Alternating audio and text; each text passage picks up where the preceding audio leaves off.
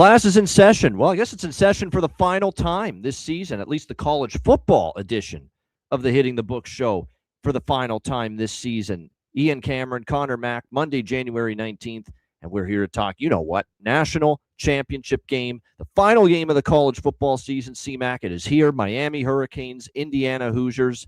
We always say this, crazy how quick the season goes by.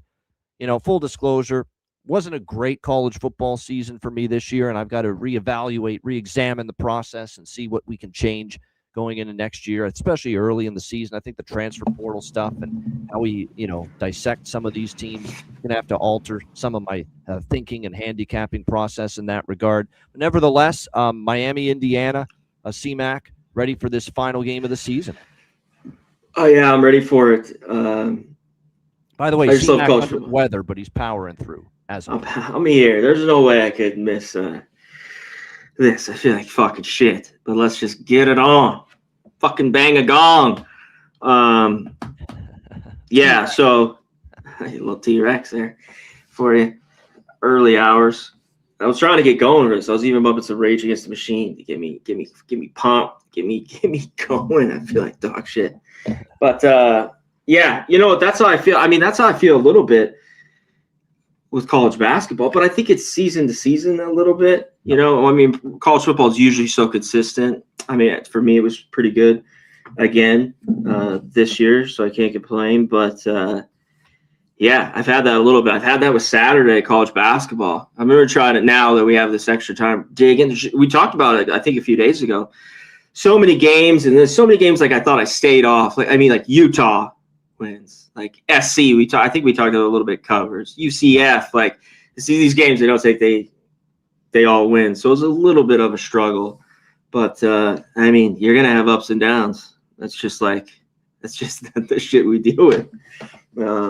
That's the way it goes. Exactly. Kind of. You're not from year to year a little bit.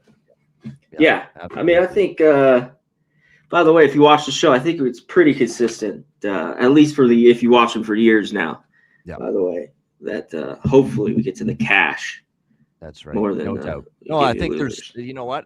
One thing I've learned is that season win totals and this, it's not as easy now with all the roster and personnel turnover. I didn't have it good there. And last year, real quick, I think I went 8-0. Yeah. Season win total, like the best year ever. I kind of had a lot. I feel like I was mad. I didn't have a ton this year. I think I just had 4, but it was not good there for me. And the thing is, you used to be able to bet on the teams that had 9 or 10 returning starters, bet against the teams with 1 or 2 returning starters because continuity mattered. Now you could bet on the team with 2 starters returning and bet against the team with 10 starters returning, because what if the 2 starters returning are great players and you bring in a great crop in the transfer portal and recruiting class is good? It's just because of the volatility of all the personnel and the roster turnover one year to the next now. You're not automatically behind the 8 ball if you've got no returning starters or very few returning starters. And you're not always in the best of shape if you've got the majority of your starters back, to begin a season. So, again, that's just the way the landscape has changed big time, I've noticed here the last few years as far as college football is concerned. All right, let's get into it. It's the final game of the season. I'm not going to go into too much detail. These are going to be, I don't have too many bets here for this game. It's going to be light action. We got Miami, Indiana 7.5 point favorites, 47.5 the total. Of course, this game is at Hard Rock Stadium in Miami, making this a home game for Miami. But with this Indiana Hoosier fan base, as fanatical as they are right now, you'd better believe it, they're traveling, and they will pack Hard Rock Stadium tonight. So don't expect this to be a massive home field advantage here for the Miami Hurricanes tonight in this game. So when you break down this matchup, you see that the Miami Hurricanes have gotten here thanks to a very solid defense and an offense that's been very efficient, that's been able to run the football. Carson Beck avoiding mistakes. That's truly been the blueprint for Miami getting here. Now, the mistakes on Carson Beck's part have been minimum to this point. If any team's going to finally force him into a mistake or two or an interception or a costly sack fumble and get pressure on him, it's Indiana. because that's basically what they have been doing throughout these college football playoffs. They have been living in the backfield, stopping the run, getting pressure on quarterbacks. Even go back to the Big Ten championship against Sayan. But just ask Ty Simpson, who's sitting at home now for Alabama. Just ask Dante Moore, who's sitting at home now for Oregon. After what Indiana did to both of those offenses and both of those quarterbacks. So, like I said, I think definitely this Indiana team, it's a scary, scary squad right now. It's kind of got that feel to it right now of, when you look at it, the great LSU team with Burrow, where it just seemed like they were running over teams and you really don't want to get in their way. And that's kind of the way I feel here. I ain't running to lay 7.5, though. I'll say that, because the one thing I'll say about Miami is, with Mesidor and and company, they can get the pressure on the quarterback. It's probably a better, more physical defensive front, I would say, at least, than what Indiana saw from certainly Alabama or Oregon. Ohio State was supposed to be pretty stout in the trenches, but we saw Miami win that battle. So there is reasons to think this Indiana offensive line is going to be pushed in this game. So, when I look at it, when it's all said and done, when Curt Cignetti does hold a coaching edge, in my opinion, here over Cristobal. Now, Cristobal's done, I think he's kind of calmed the anti-sentiment regarding him as a coach with this run that they've put together. But that's certainly going to be put to the test here. You got to finish the job, though. You got to finish the job now. Right? Yeah, you do. Especially when you're going to be playing this game even though Indiana's fans will be there and traveling and turning out pretty good, this is still kind of a home game for you. You got to finish the deal here if you're Miami. I don't know what to make, because I think it's more likely that Indiana wins by margin than that Miami covers or wins this game outright. But I respect Miami enough to say I'm not really bullish on laying the 7.5 with the Indiana Hoosiers here in this game. When it's all said and done, I'm going to go for something a little bit safer. I did dabble in Indiana as far as the double result, which is lead at half and win the game. Because the one way I see it, Miami is not going to be a team that's capable of coming from behind and winning this game. In fact, if they fall behind, it's only probably going to snowball and get worse from there. Miami's got to keep this game either tied or have the lead. That's going to be their bingo. It's just what I was going to say. Yeah. I think if you like Miami, take them early if you want to. Take them early or take a money line. I think if you like Miami, take a money line. I think if they cover, they win. If they cover, they win. That's the way I see it. I think if they lose this game, Indiana's going to cover the point spread and probably win by a significant margin. That's kind of the way I see it. I think it's more likely that, the winner will cover the number regardless. And Indiana, if they win, they'll cover. And I think if Miami obviously covers, I think they're going to win outright. That's kind of the way I see it. So, but I cannot and I will not get it going step in front of Indiana. I just will not do it. And this is and I know it's, like I said, 7.5, but I am just not interested right now in putting any money down against Curt Cignetti and the Indiana Hoosiers at this point in time. So for me, it's Indiana double results the way I looked. I do have a small piece of the team total for Indiana here as well in this game, which, again, I prefer a little bit to lay in the points. Team total is at 27.5. Keep in mind, Indiana's been very good, too, at rolling up the points later in the game. And if Miami is trailing and they've got to become more pass-heavy, that's when the pass rush for Indiana that's been so strong can become a big factor. And that's when Carson Beck is going to maybe make his mistakes. If he's trailing for the first time by a significant margin in the college football playoff, that's when you're going to see Carson Beck start to make mistakes, when he's got to deal with this Indiana pass rush and they can't stick consistently to the run game and Mark Fletcher as much as they want to. So that's really all I got. I mean, I'm kind of interested in the over, but I kind of have a feeling it could start a little slow, and I might wait for a live in-game over more than just attack this 47.5 number pre-game when it comes to the total. But CMAC, floor is yours. National championship, Miami, Indiana. Yeah, I just wanted to go over a few things. Somebody's already put it in the chat here, so we'll go to the one team. I mean, they both played, right? Ohio State. Yep. I mean, that was close. In both those games, it was lower scoring. I want to roll through that. These games, I don't know what this is, the 6th year we've been doing this. I mean, just to roll, I always roll back on the last few years. It's been weird, too. All the favorites have been covering. these numbers. Yeah. Like even last year, Ohio State got there. Yeah. In the end, I think it was around 7-2. It was right around this number, Ohio State, Notre Dame in the national championship. And yeah, Ohio State just got the point spread cover in that game, but they did. And you're right. It has been, without question, favorites dominating. Yeah, 34-23. Ohio State was laying 8. They won 34-23 last year over Notre Dame in the last tight game was 2018. Yeah, with Georgia. Yeah, that's exactly why I said what I said. The winner, the straight up winner, is going to cover the point spread. That's the way I see it here, regardless of who it is. Yeah, I mean, I think if you like Miami, I think you look at them early. I think the later the game goes, I don't want Cristobal and Beck. Beck's been really good. Even Cristobal, I just don't think – I see that defense wear down a little bit as the games have gone on. Let's check the injuries here, too. What's going on? Is Lucas out here first half, right? I mean, we already have the linebacker out, of course. Correct. Of course, their D lineman. Yeah. What's his name? Simpson out. Their other DB is out. And like I talked about, I think Lucas just missing the first half, correct? That is right. Yep. I just wanted to double check that there. So, but the front seven for Miami for the most part has been really, really good. And that's where I think you want them is right away to see if they can get something done.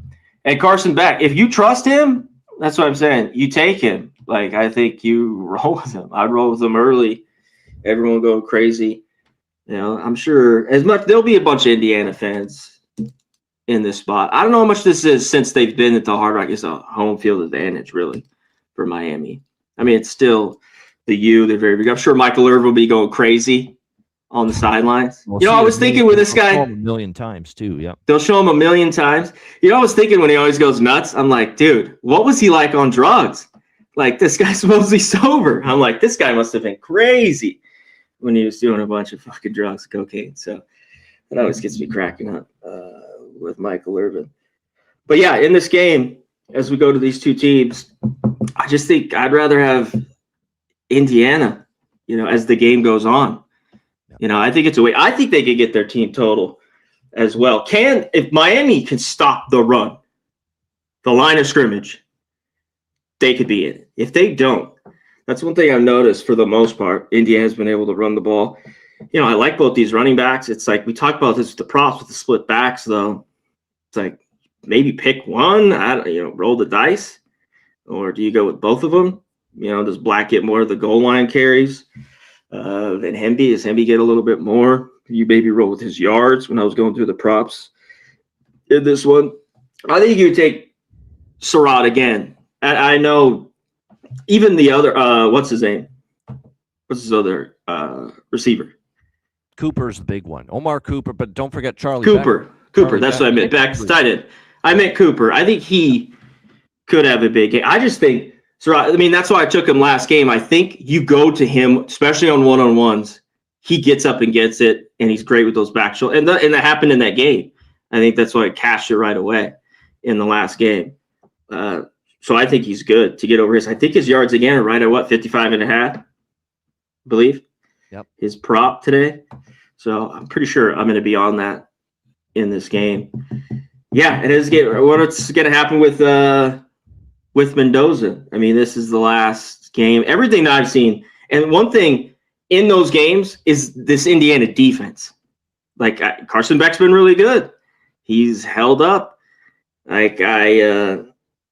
But I just saw more. We just saw the NFL playoffs where we saw some quarterbacks, namely a guy named C.J. Stroud from the Texans, just give up a shit ton of turnovers. It just changes the game from so much you could do. It's like turnovers, handicap it, and then all that shit happens. Or it's just like, it's a little bit hard to explain. But I think Indiana is, their defense is going to stand tall here and make enough plays. Yeah, I like their team total. I think it gets there. As much as the first half, the 13.5, I think they get there. Because that's what I loved about last week was Ole Miss. I wanted to wait. I thought they'd get him. The discipline factor, too. Indiana never takes penalties, rarely takes penalties. They play very, very close. For the most part. For the most part. Yeah, for the most part, they do. And Miami has had some penalty issues. That's what was getting him a little bit in that Ole Miss game. Was some of those penalties. Right. That way more buttoned up, and that's not surprising considering the one coach and the other coach. It doesn't surprise me one bit that Cignetti has his team playing a little more disciplined than Cristobal does. And can Miami get them off the field or keep them to field goals? That's a little bit. I think Ole Miss probably wins that game. Who knows? If they have 20 more seconds, maybe they win that game. But they were kicking field goals there. Yep. You know, I mean, you're holding them to field goals. It's a big deal. Defense really pinched down. They're not even near Miami if there's another 30 seconds or a minute more on the clock for Ole Miss, because they were going to score. Miami's defense gassed out in the second half. That's why I'm fascinated to see if Indiana, which is not their style, to play a little faster paced and up tempo. But again, wear down that defensive line. Wear down that defensive front. Ole Miss had success doing that in the second half against Miami. Problem is, their defense is not great, Ole Miss, and it came back to haunt them. But their offense was starting to wear down. That pass rush wasn't getting to Chambliss late in that game. And like I said, if Ole Miss had a little bit more time on the clock after Beck and the Hurricanes went down the field to take the lead, then it could have been a different result. When they got pressure, though. Yeah. That's where I think Indiana could get it. And I was a little bit, we talked about it, I think the next day before we got, I go, bring the pressure. Like, if you get beat on the touchdown, then you get more clock. They were just playing the prevent on that last drive, and they left them with no time. Drives me nuts. At least like yesterday, the Chicago Bears started to bring it. Allen, like the blitz. Like, quit laying back and playing zone and get picked apart. I mean, I thought they played great from after that first drive, for the most part, the Bears defense. I just think in these big games, like, let it all hang here. You know, I mean, dial up some shit, make people uncomfortable. That's what you got to do, right? Who wants to sit back there sitting pretty? So what would you like here? You know, Cristobal and Beck, you trust him, or do you trust Cignetti and Mendoza? I know the answer. Of course, this line 7.5. Yeah. That's the thing. That's true. And like I said, I've got enough. I've been impressed enough with Miami in the trenches that, you know, if this was below 7, I'm much more heavily. And it was, but then let's talk about that. If they don't blow out Oregon, this line was going to be 5.5, I think. Yeah. 6, right? Then it goes to 7, 7.5, and it goes to 8.5. Now it's come back a little bit. So that's why I think there's that factor. I didn't get the good number. I didn't get the opener when it was 4.5, 5, 5.5 with Indiana when the line first came out. And at that number, it's a much more stronger position for me. I just don't. It's just not as strong for me above a touchdown, because I do give Miami some legitimate respect for what they can do in the trenches, and the fact that, to be quite honest, you know, they will probably be a little bit more of a handful in the trenches for Indiana than, say, Ohio State or Alabama and Oregon were in the last 2 games. Let's not forget, Oregon was struggling against JMU on the defensive side for a decent portion of the early part of that game. So that's where I stand with that. Like I said, the small action. I've got Indiana double result. Again, that's to me the bet that I like, because it's a little safer option. It's -130. It's them to lead at half, them to win the game, and plus it's win the game by any sort of margin. You know, that's the best part of it. They could win by 1 or 2 points. They could win by 15 or 20 points. So it doesn't matter. Like I said, so I like that double result option, and a little bit smaller with the team total as well, with the Hoosiers in this game over 27.5. As far as props, you mentioned it. You mentioned Cooper and you mentioned Surratt. I like both of them for a touchdown prop. I think one or both of them are going to find the end zone. If Indiana, when they score points, a lot of the time those 2 guys are involved. So, you know, don't reinvent the wheel here. They're go-to guys for Mendoza, and I think they both have a great chance to find the end zone here going into. I agree, but I think the value, which I might have, is on Cooper. I just like the +140, 145 that you can get. I mean, Surratt, he's just right around -110, -115. Yeah, a little better price on Omar Cooper. 100% agree with you there. But I think Surratt gets his against the secondary. We'll see. Later in the game. That's another thing. I don't know if I go big here or wait a little bit. You know, it's just another slower start. And I'm not overthinking it for Miami either. Malachi Tony, man. Malachi Tony. He is Tony. I know Tony. Yeah. I know he is Indiana is pretty good, and they can corral. He's a special receiver, and he can make you miss in the open field. He's got great speed. I know Indiana, they don't usually give up a ton of big plays through the air, but something tells me his ability and his skill set and obviously his shiftiness in the open field, as great a tackling team as Indiana is, I could definitely see Malachi Toney still breaking one and going to the house at some point tonight. And I think the price is excellent. Plus 160 to plus 175 at some spots for Malachi Toney to score a touchdown here tonight for Miami. Yeah, get him the ball. Yeah. I mean, we saw he's just a dynamic player. Not going to have a ton of success running on Indiana, in my opinion. I like Fletcher, and they've done a decent job, but I think that it's going to be a hard tough game for him to find room to run in between the tackles. And I think the passing game and these receivers are going to have to step up, and there's nobody better than Malachi Toney at that group for Miami as far as receivers. To say it would be huge if Miami can run it, because I don't think they can either much. Yeah. But maybe they can. I mean, I don't know if they're busting any big gainers. Yeah. I'd get him out in space. I get screens to Tony. I mean, just get him the rock, for sure. So I'm sure Cignetti knows that. I'm sure he's ready for it. This guy just sits there and is watching football all day. You know what I mean? Scheming, going crazy. So yeah, I mean, it should be good. Anyone else? We got some Miami love here in the chat.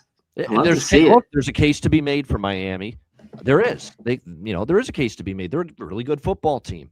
They are. Yeah. They're here for a reason, and they're getting 7.5 points. There's reasons to, for people to think Miami's the side here to cover the number and maybe challenge to win outright.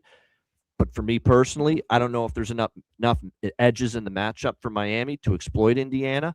And I just don't want to step in front of this freight train that is Indiana. This has that Ed Orgeron, LSU, Joe Burrow feel years ago, where, there were some people that got a little cute and saying, hey, you know what? They're a juggernaut. They're rolling teams. Let's fade them in the national championship game. And that game was an utter blowout. I'm not saying that's going to happen tonight, but I mean, there's elements of that and Indiana that kind of feel similar to me.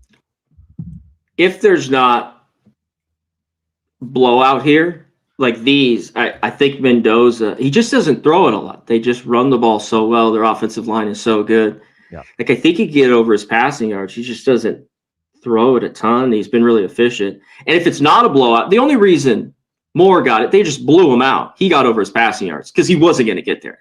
Right. I mean, they would even have sniffed over 20 points too.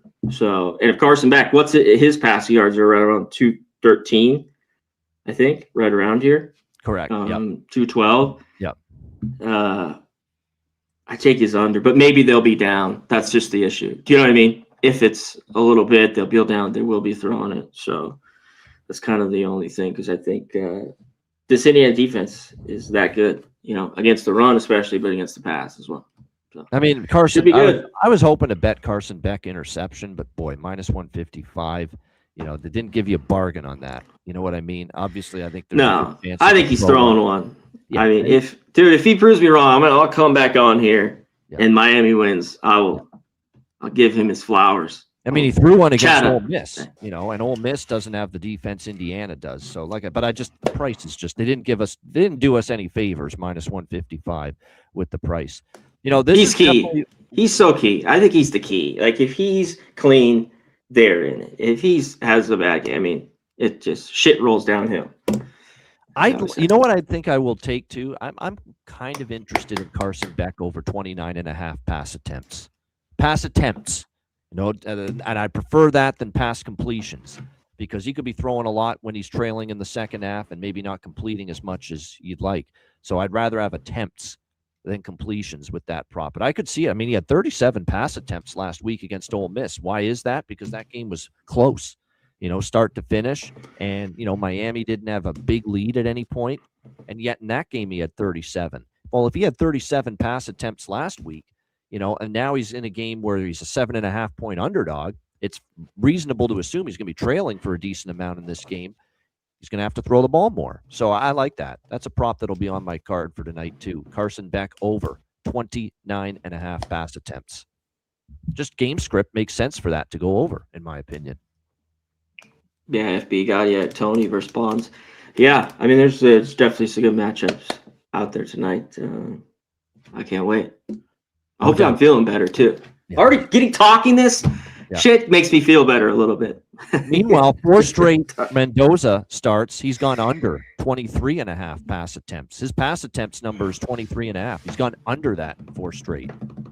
And so it's kind of like I lean under with Mendoza pass attempts. I lean over with Beck pass attempts here, just simply because we think Miami's going to be trailing for, an extended part here in this game, no doubt. Fletcher killed Ohio State. I mean, yeah, there's just these different game now. Yep. But they did. That's why they replicate that is going to be the big question. Can they replicate what they were able to do? Because Ohio State, that game was just perfect the way it played out. Plus, they got the big pick 6 of Julian Sayin. Can you force Mendoza into a mistake? That's going to be critical because Ohio State was driving at that moment, and then Miami got a little bit more separation with that big pick 6 they got of Julian Sayin and Ohio State in that game when they were driving. So that's definitely something to keep in mind here as well. Great stuff, though. We wish y'all, first of all, we wish everyone good luck tonight, regardless of what side you're on, what total you're on, what props you got. We just want to see a great game, hopefully, with Miami and Indiana tonight. But like I said, final game of the season. This is it for college football hitting the books. So we thank you for joining us for all the college football shows we did this year. It's been a blast, always fun. We'll be back next year. No question about it, doing it again. But still, don't shy away from tuning into the channel every day. We've got lots still on the way. We've got college basketball, plenty of college basketball hitting the book shows now through to April. We've got, obviously, we're going to have multiple shows a week. We've got our members-only shows, and we thank our members of the channel for being members. Wednesdays and Fridays, 5 p.m. Eastern, 2 p.m. Pacific, we give you the members-only shows. And, of course, don't look now. They're going to be reporting for spring training in a month. MLB, I'm telling you, it's going to be here in like 2.5 months, and we will be back with the MLB hitting the book show once we get into April. So lots still on the way on the Hitting the Books YouTube channel. College, even though college football is done, we got college basketball and MLB as well right around the corner. A lot of tough news out there in the world of MLB. A lot of hating of the Dodgers, which no doubt. I love it. Well, I'm just going to say one thing about it. Dodgers aren't doing anything wrong. The rules are what's wrong. The ability to do what the Dodgers are doing is what's wrong. The Dodgers are just doing what they're allowed to do, what they're able to do.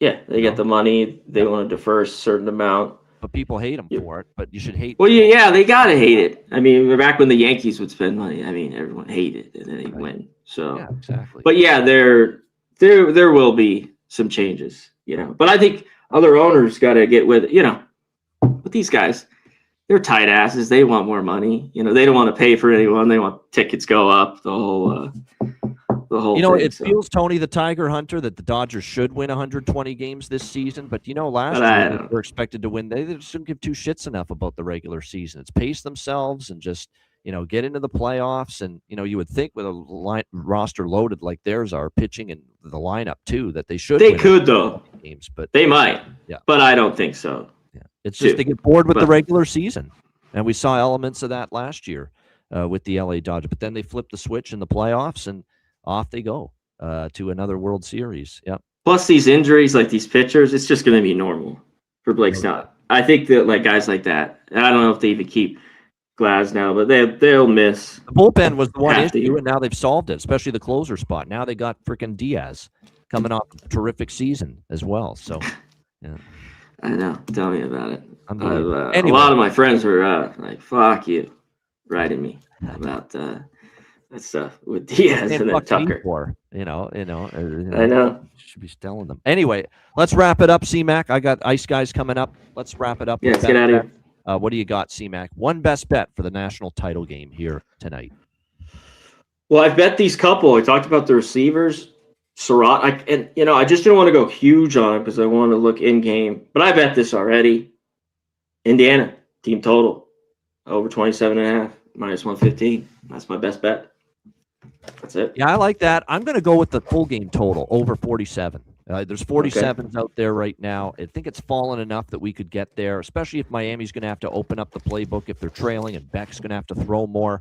That's when we could see more points, bigger plays, and that's when we could see some mistakes leading to short fields, possibly for Indiana to even tack on to their lead, assuming they've got the lead at that point. But I think 47, it's doable. Like, you can get over a total like that, in my opinion. If you have a final score in that 28-24 range, you could cash your ticket, and I think 47 is doable to get over the total. So I'll go with that for a best bet. Again, everything is a very, very small bet here for me. I didn't go big on this game, but we'll give you Miami, Indiana over 47 for my best bet here for this national championship edition of the College Football Hitting the Books show. Shout out to everyone in the chat: Tony the Tiger Hunter, Robert Carlson, FB Gotti, Mark Navarez.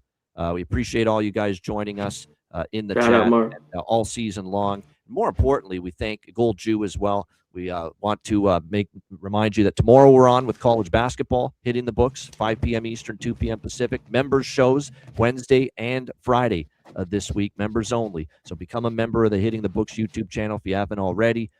That's a wrap. Hit the like button on the way out. For Connor Mack, I'm Ian Cameron. Have a great Monday. Enjoy the national championship game, and good luck.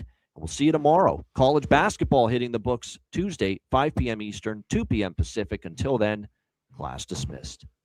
Peace.